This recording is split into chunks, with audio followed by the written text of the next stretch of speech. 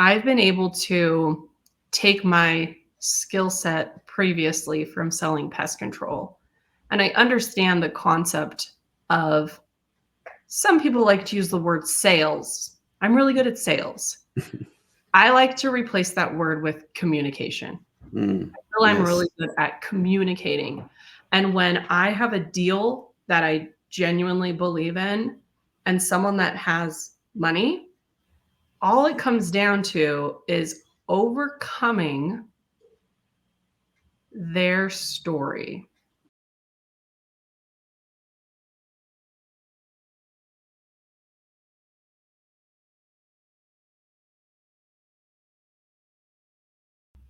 What's up, everyone? Hey, I'm so excited, y'all. Yo, we have an amazing guest today, powerhouse in the house, Mrs. Jill Jensen. Thank you so much for being here today with me. Super blessed and thankful. Thank you. Thank you. Hey, Anytime. Thank you, Edgar. just for a little. I'm excited to be here. And you're right. I took the knowledge from my business and there's a lot of similar concepts that I was searching for. And so my business was pest control. And I first started out as a sales rep, knocking doors, did really well. We recruited teams, and those teams recruited other sales reps. And it grew to the point where my former husband and I realized, hey, instead of our sales reps putting on accounts for Terminex, let's start our own pest control company. And then those sales reps can go work for us. And the thought of residual income.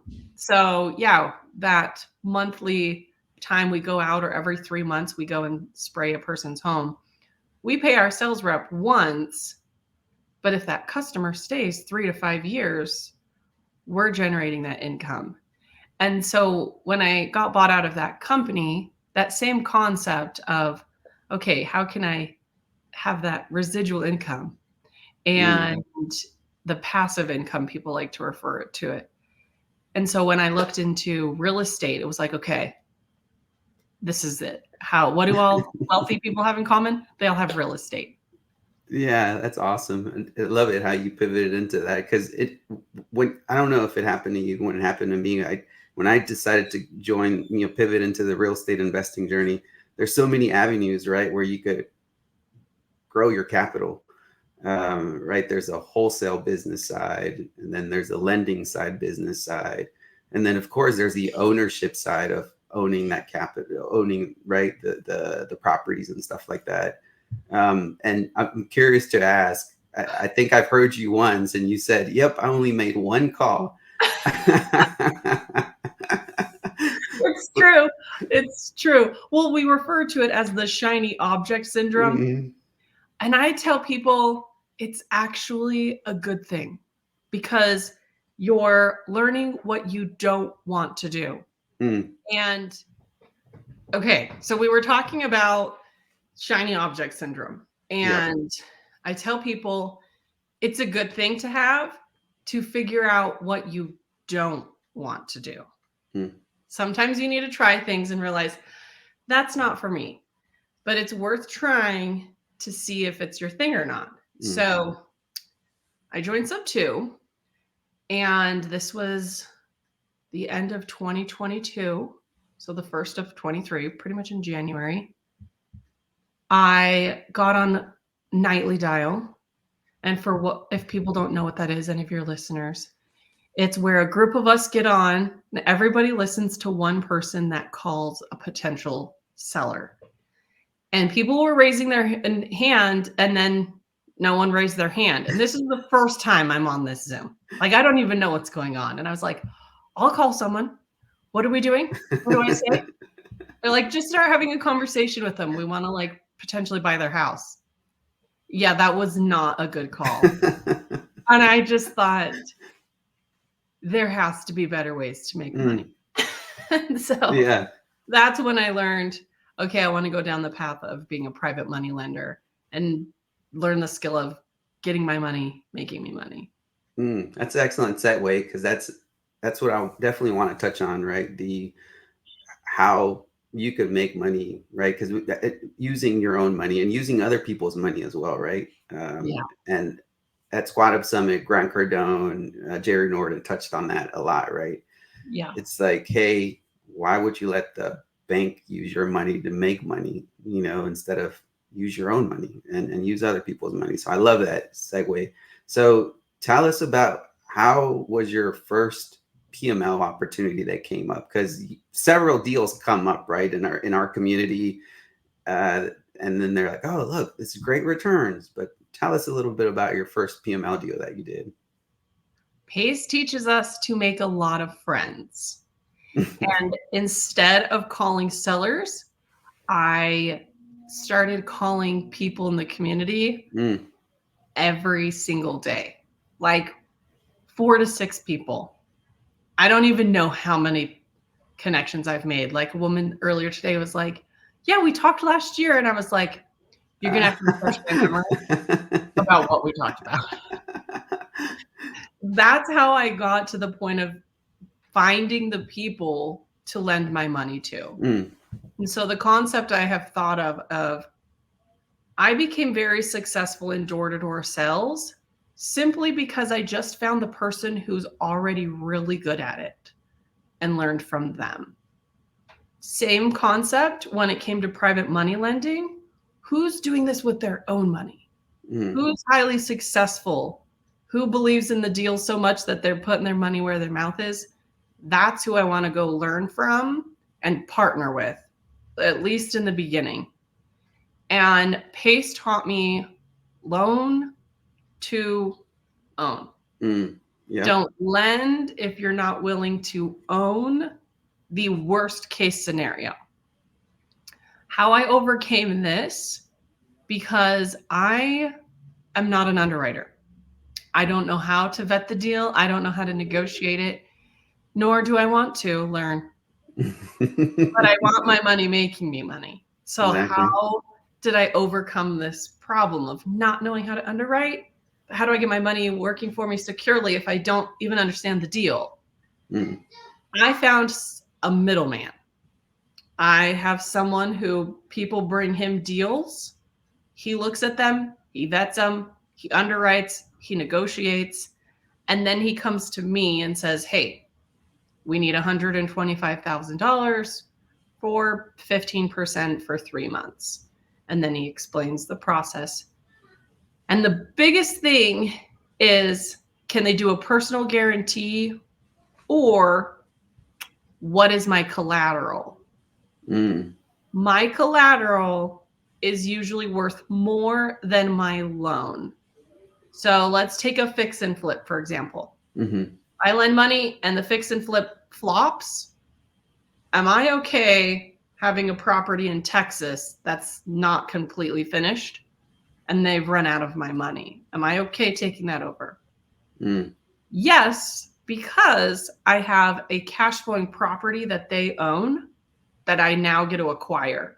I just sell the fix and flip that flopped as is. Someone else, here's a discounted problem. And over here, I just have a property that's already cash flowing. In that situation, I'm okay with the worst case scenario because I have collateral. Yeah, you're securing. So fast forward to today, I've learned enough and understand the paperwork, how to vet a person, negotiate a little bit of my own deals, that I feel confident without having to use my middleman now. And so now I've opened up the doors to a lot more people that I will lend my money to. It just took time on learning from someone who's light years ahead of me. So that's the advice I give people. I'm like, find the person that you want to be. Like, ideally, what kind of real estate person do you want to be? Now let's go find the top person like that and find a way to serve them or help them or give back so that you can learn from them. Yeah, I love that, how you created that security blanket, right? Because not only, because a lot of some of those fix and flips opportunities are second lien positions. Some of them could be even in first position, right? And second position, that's where most likely you want to create that cross collateralization, right, to another property. That's where you want to make sure you're secured. So amazing, because I know, there is that concern, right? Because if there's not enough equity in a property and you loan $120,000 and there's no cushion there, something goes south. Then what? Yeah, then what? Exactly. So I love how you structure that. Kudos for you, and kudos you were able to find that, because I think that's sometimes I've heard this, somebody mentioned this, is when you network, you want to network with intentionality, right? So Mhm. it was important that when you were making these calls, right, you were finding that who to what you were looking for, right? Because you mentioned it at the beginning. Pace said, yeah, he makes us make a lot of friends, right? Yeah. And it's important how you were so intentional on when you were having those conversations. So that's something to highlight, yo. Just awesome. Great tip. Thanks. I tell like I coach people on just how to network with other people. A woman's like, I'm going to make some connections at this meetup. And I said, you're going to have a lot of good conversations with people. How are you going to track that? Mm, You go to these different events and you're like, yeah, I met all these great people. And then I say, okay, what's happened with those relationships? How have you done business with them? And so I personally have this, I'll give you the Cliff Notes version of my strategy where it's like, no, I love okay, I it. meet someone, you exchange blink cards, but then what? And so I Mm, always take a picture together. I'm like, let's take a selfie. mm-hmm, And I'm like, I'm going to text it to you right now. And then I'm going to text you what I have and what I need. And I need you to text me what you have and what you need. So they're like, oh, I'm a wholesaler and I'm looking for more money.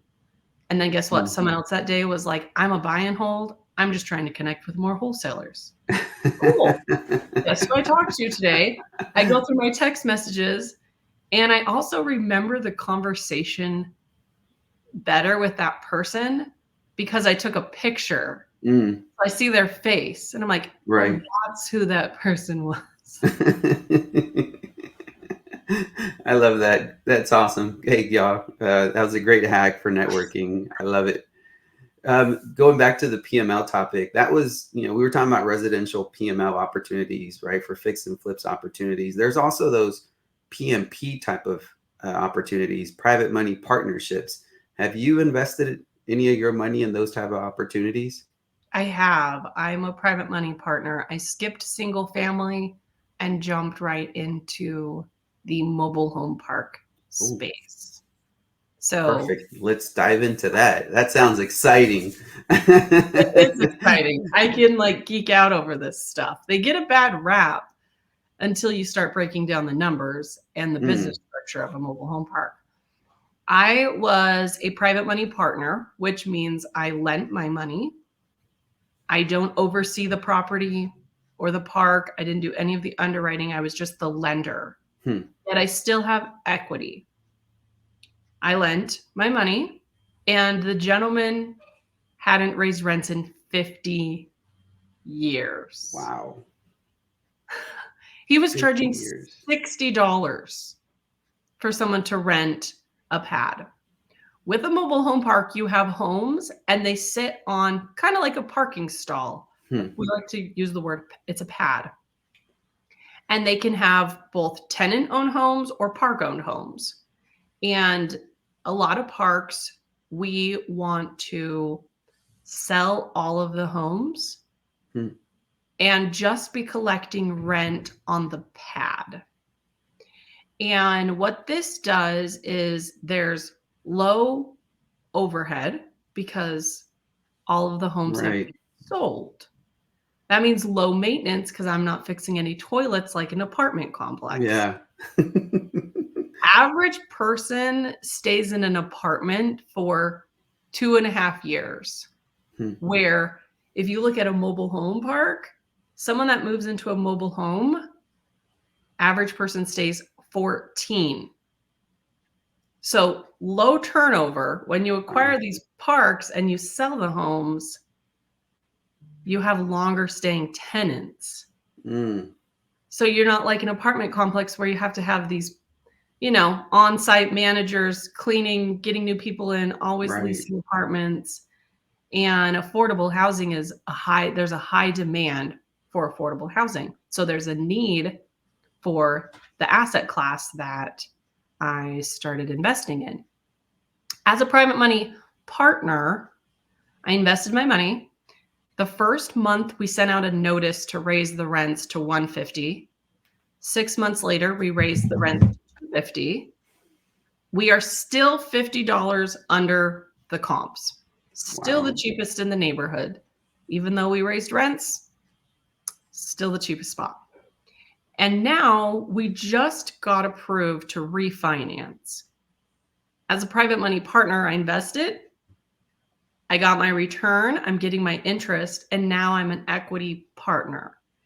And this thing cash flows around $10,000 a month. Therefore, I get around an $800 to $1,000 check every month, even though I got all my money back. Wow. So I'm still getting mailbox money being a partner, yet I don't oversee it. I don't have to take care of it. I just indefinitely get a check. Then let's say we sell it in, well, let's break down numbers. If we held on to it for 10 years and I'm getting $1,000 check, that's $120K. Okay, let's say we sell it in 10 years for $2 million. That's another $200K. Okay, Wow. that's like $350,000 profit in a 10-year span for letting Wow. $106,000 sit in someone else's account for 11 months. That's where it kind of clicked on. That's how you generate wealth. There's a lot of people that do private money lending deals. Don't get me wrong, because I still do. They're just short term, like 6 months, a year, where, or you can put it in something that's really going to generate. Some people like these EMD 2 weeks, 30-day deals. The problem with that is that's not passive income because you're actively looking That's for active. Yeah. place you're going to be putting your money. Absolutely. So I'm curious, now thank you for the explanation on the private money partnership in the mobile, but how do you find security in a deal like that? We talked security about cross collateralizing it, right? When you're doing fix and flips, how are you secured in a transaction like this as a private money partner? Or is there such a thing? There's always risks in Right. any type of investment. It's Absolutely. just your risk tolerance, and mine is not very high. I like secure. So first it's invest in the person, not just the deal. Love that. And so I vet the person, and the gentleman that I partnered with, he's really good at one thing: mobile home parks in West Virginia. So he knows his market. He picks one thing and he gets really good at it. You can have people in real estate who do Airbnb, fix and flip. They also own an apartment complex. And guess what? I'm adding a mobile home park to my portfolio. And I'm like, that's great. Just as a private money lender, I partner with people who are really good at their one avenue. Doesn't mean there's not other good deals, but they are specialized. Yeah. Yeah. And then it comes down to the numbers. High demand for affordable housing. And if rents haven't been raised in 50 years, we could turn around and it was off market, sell it, and at least get my money back because we could sell it for more than we bought it for. Yeah, that was just the perfect ingredients. You had the perfect ingredients on that deal. That's awesome. And that's the thing is, I was talking about it this morning. I was like, I will never worry about the market because there will always be a good deal. It might take longer to find it or harder. Sure. There'll always be good deals. There'll always be. I love it. So you talked about cash flow, right? On the mobile home parks. And when it comes to that cash flow, you said low maintenance as well, right? Because you're not doing toilets or worrying about if, hey, something happened to that house. So your maintenance, the cost of operating it would just be the maintenance of I guess the park, right? Making sure that the streets are good. What are other expenses that you would encounter? We like to have an on-site manager. So finding someone that already lives in the park or someone that's going to move into the park is ideal. And we offer them free rent, potentially pay them a little bit, and they're eyes on the park so they can see what's going on. The landscapers make sure they're getting what taking care of the property, if there's potholes that needs to be fixed, if Mm. something's going on inside of the park that we need to be aware of. Um, it's but overall, it's kind of like you own a little neighborhood where if someone moves out, it's because they're selling their home, not because they only had a 1-year lease rent contract. Nice. So that's awesome because that means, to your point, right? Very low maintenance. And I just heard something where you said about the property that's, or the mobile park, right? That you sell to somebody. In order for them to grab this mobile home and move it, it's costly for them, right? So I think that's why they live there for a greater period of time, right? Mm-hmm. What's that cost usually for them to grab their mobile and move it to a different lot for whatever reason if they chose to? Grabbing sounds really easy. Bringing it. Yeah. So this is actually really good, a good topic because some people think of a mobile home park and they get confused and they think of an RV park. Mm, And they're like, what's the difference? And I let them know an RV is something that you can hook up to the back of your truck it's on and wheels already, right? pull out overnight. And that's got a lot of turnover. And you can have high returns in an RV park if it's in like a good location.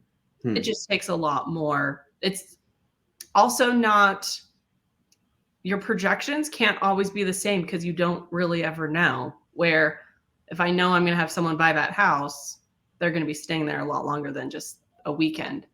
That's a little off topic, but when you look at bringing in a home, you have to put it on a semi, and it can cost $5,000 to $10,000 to pick up your house, move it on some semis, set it down, get it all set up. And so it's not an easy task. So when we raised our rents on that first park that I purchased, they can pick up their house and go somewhere else. It's just going to cost $5,000, or they just pay an extra 120 a month.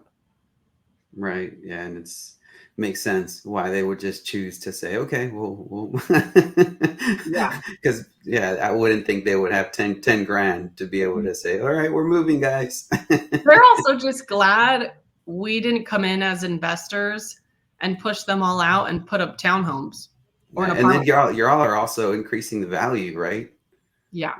Yeah, you're increasing value to the property. Especially somebody that's owned that property for such a long period of time. They don't see the things that probably you and your team walked in, and you're like, oh my God, we can add this here, we can do this here, we can increase the Oh, yeah. value. All of a sudden. So that's the big power of because you're a visionary. You could see things, and you're like, maybe we should set a picnic table on that side, or I think pickleball is now something fad, Yeah. right? So we'll do a pickleball. Ours are dog parks. Here's the crazy thing is you don't want pools and you don't want too fancy of a park because those things attract people from outside of the park. Mm, So you're like, okay, how do we like meet in the middle ground? And a lot of times the people that have these pools, the residents don't end up even using them very much. And hmm. they're costly. And Yeah, so yeah, we do like to have the amenities of, we were literally closing on a park yesterday and we did this exact thing. My partner and I were driving around. We're like, okay, where should we put the dog park? I'm like, well, that piece of ground is kind of awkward. So it might be good right there because dogs don't really care yeah. that it's kind of a weird corner triangular piece. That's pretty cool. And I'm super thankful for your time. I know we talked about PML on the residential side, fix and flips. We talk about PMP opportunities in the mobile home parks. And then the last topic I wanted to cover, because I value your time, is the power of raising capital. Right? We've talked a little bit about how you use your own money to, provide fix and flip opportunities, PMP, but the power of raising capital in either of these projects. I think I've heard Pace, if you want to learn one skill in real estate investing, is that thing of raising capital, because you will always need capital for either your own projects or other people's projects. What's your take on raising capital? How do you market? How do you brand yourself to be that shining, light out there saying, hey, I'm trusted. Let's put some money in mobile parks or. All you need to do is solve a rich person's problem and they'll pay you. And rich people have they have money and they have tax issues. And so it's like, okay, if I can show someone who has, here's the crazy thing, a retirement account or a whole life policy or money in a CD, inheritance, there's so many different vehicles that you can use to invest, not just a large savings account. And in my position, raising capital, it's finding those people and doing them a service of helping getting their money, making them money in an asset, in something that they can see generating more money. And in my case, it's mobile home parks. I've been able to take my skill set previously from selling pest control, and I understand the concept of, some people like to use the word sales. I'm really good at sales. I like to replace that word with communication. I feel I'm really good at communicating.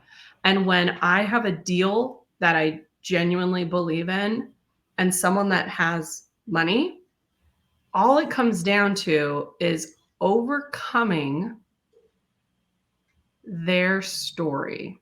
And what I mean by that is, anytime I pitch someone on raising capital, it's different every time. The concepts are the same. It's not about my agenda and what I think they should do and how they should come do this deal with me because it's a great deal. It's not about me. It's about, what are their concerns and how can I help overcome that concern to help them be the hero of their story of getting their money, making them money. I'm just the guide. And I have a story. I love that. And my story is, I had the same problem you did by having $200,000 sitting in an account. Let me show you what I did and how I can help you do the same thing. And when people get nervous about raising capital, I let them know, when you genuinely have a solid deal, you're doing someone a disservice by not helping them. You're not taking someone's money. They're not paying you. The deal is. Right. You're actually providing a service of helping someone. I was in that position because I was searching for someone like that. And it took me 4 months to find the first person. So now I'm like, I'm just going to go solve the same problem I had. So having that skill, everybody needs money for the deals. So you just have the most control when you have that skill set. Oh my God, that was so powerful, Jill. I love the way you position the story. And to your point, each investor has their own story behind, right? And how to overcome that, or how to actually position yourself as that trusted advisor, that guide, to show them, hey, this is how we're going to make you win. It's not about me. I want to make you win. Yeah. I love that. Thanks for sharing that. That was pretty cool. That's the part I get the most excited about, is the psychology of helping someone really raise capital. So an example I gave someone, here's the last little golden nugget I'll give you on this part.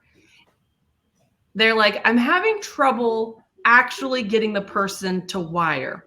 They do like apartment complexes. I'm really good at everything before, explaining it, underwriting, just actually getting the person to, like, how do I say at the very end of my pitch, okay, do you want to do this? Like I told them everything, but I don't know how to close the deal. And I explained to her, I said, look, at the end of explaining the deal itself, my personal approach is showing them, once again, you're the guide. If you decide to move forward, this is exactly what you can expect to happen next. And in my case, you go to our website. Guess what? We're on a Zoom. I pull up the website and I say, here's the website. This is the button you click. These are the things that you fill in. It's going to send me an email. I'll send you an email back. The documents will be uploaded. You'll call me. We go through the documents together. You upload your accreditation form. If you don't have one, you work with my third party. This is exactly how. Then there's the wiring instructions. Every month, we'll send you a monthly update on the investment on the park. You can log into this portal, see future investments that you can work with us on or invest in. See all your ACH transactions. Your K1 form is in there. And I'm going to send this information to you. Take a look at it for the next 24 hours. I just need an answer within the next 48 hours because I need to go finish raising the capital.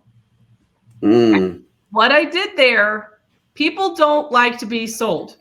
Right. But people love to buy, and they hate FOMO, the fear of missing out. So how can you create, like, you know, giving them a time frame, but not like being pushy, right? Yeah. I don't need your money. Yeah. Are you coming or not? I love that. Well, Jill, it was an honor chatting with you. Thank you for giving me the opportunity. Thank you for sharing your knowledge and wisdom. If any of the community members or any of my audience would like to connect with you, what's the best way to reach you? I see you have your IG there. Yeah. You want to know my name on IG though? When you look it up, it's I am a Jillionaire. Ooh, I love that. Catchy. You can also email me at jill@sonoscapital.com. And I have a business number if you want to just reach out and call me. It's 385-715-7600. Awesome. With that, Jill, again, super thankful. Appreciate the opportunity and look forward to creating opportunities down the road for us. Yep. Thank you. Awesome. Give me a second. Let me end the recording here. I'll edit this out.